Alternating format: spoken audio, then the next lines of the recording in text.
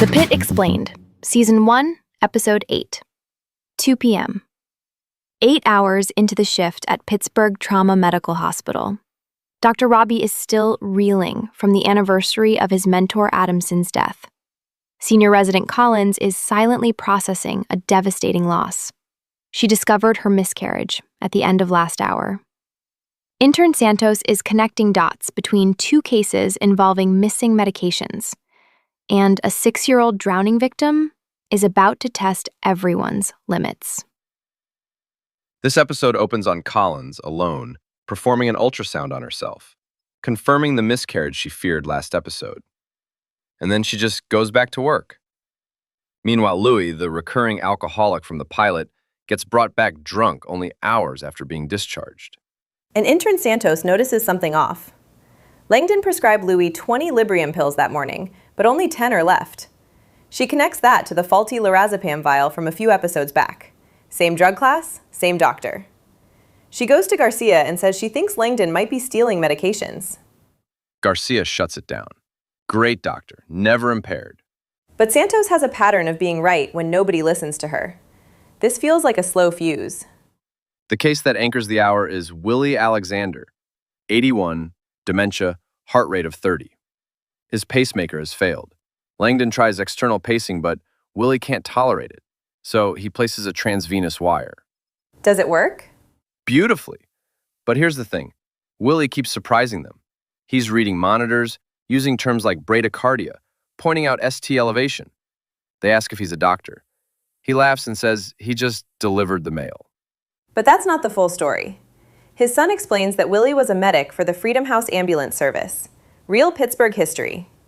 In the 1960s, there were no ambulances, no 911. A doctor from Pitt named Safar trained young black men from the Hill District as the country's first paramedics. And one of the people who taught them was a young med student named Adamson.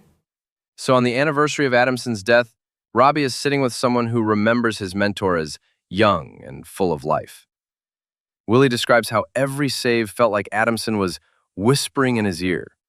Robby quietly says, "Me too."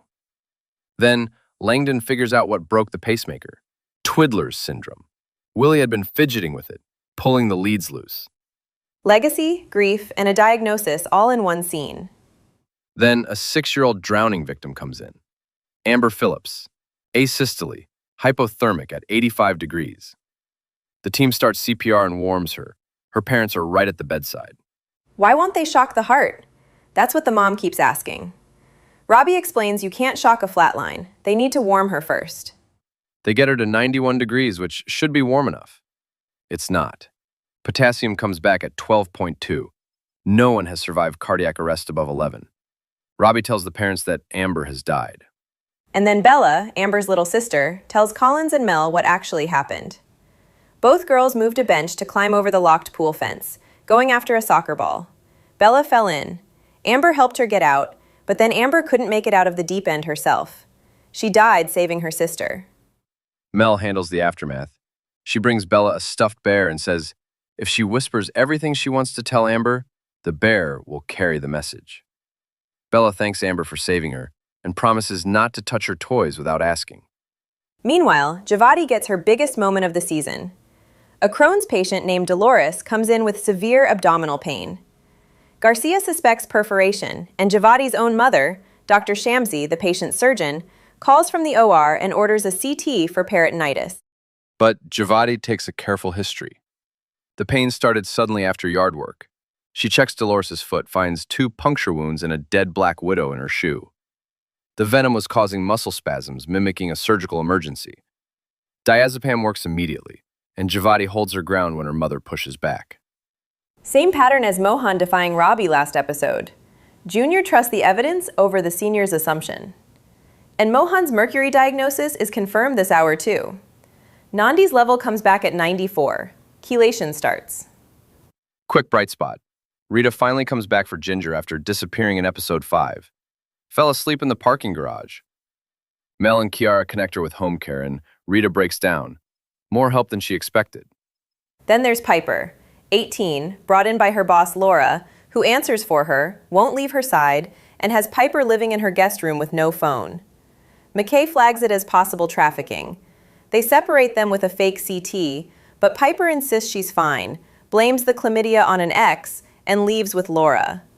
All McKay can do is slip her a helpline card. The episode closes with Nick Bradley's honor walk. His parents consent to organ donation after a priest counsels them. Staff line the hallway as Nick is wheeled out, his family following behind. 6 episodes to reach that moment. The whole ER stops. Collins is hiding a miscarriage. Santos suspects Langdon is stealing benzodiazepines. Piper left with her boss.